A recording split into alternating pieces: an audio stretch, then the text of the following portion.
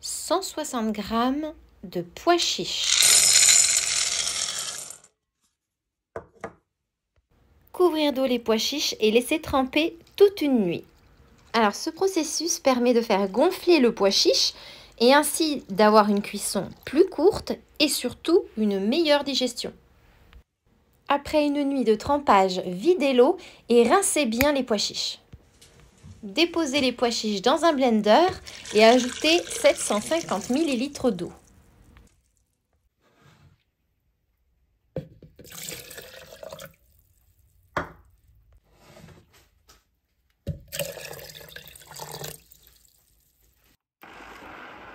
Mixez pendant environ 30 secondes.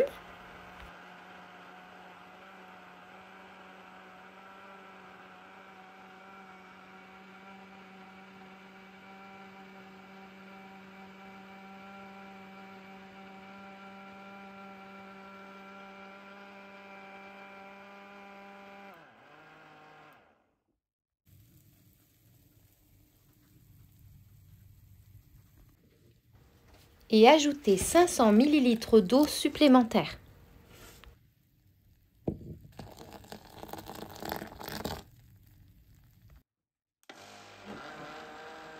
Mixez pendant 5 à 10 secondes.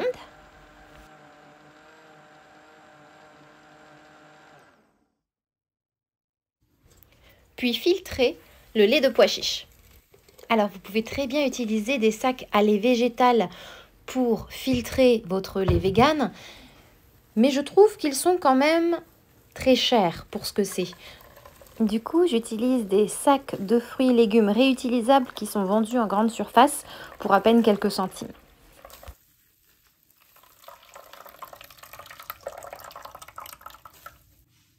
Et alors surtout, ne jetez pas l'eau cara de pois chiches que vous pouvez très bien utiliser pour faire des falafels, c'est ce que je vais faire, ou des cookies, ou même simplement pour être parsemé sur une pizza.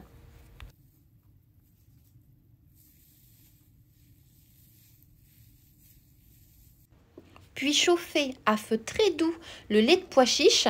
Il va s'épaissir très rapidement. Et au premier bouillon, on arrête la cuisson.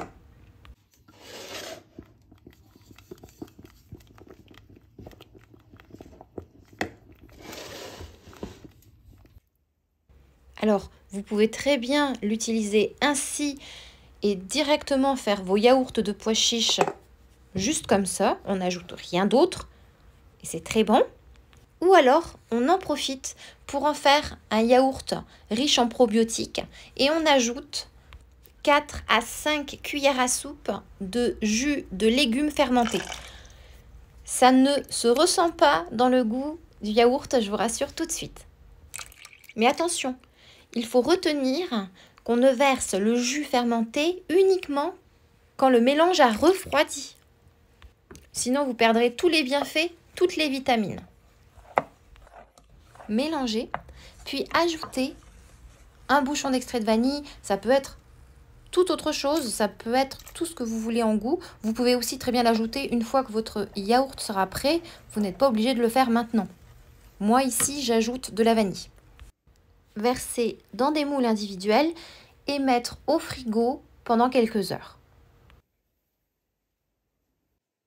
Vos yaourts sont prêts quand un petit liquide apparaît à la surface du yaourt. Retirez le liquide et votre yaourt est prêt. Alors ici, c'est le yaourt sans probiotiques. Vous vous souvenez, dans la vidéo, je vous ai montré le premier yaourt que j'ai fait, donc sans ajout de probiotiques, pour ceux que ça n'intéresse pas. Et ici, la version avec probiotiques.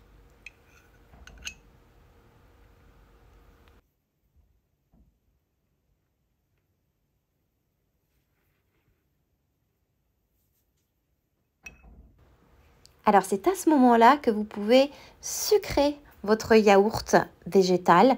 J'ajoute du miel cru et non pasteurisé. Autant ajouter des prébiotiques avec tout ça.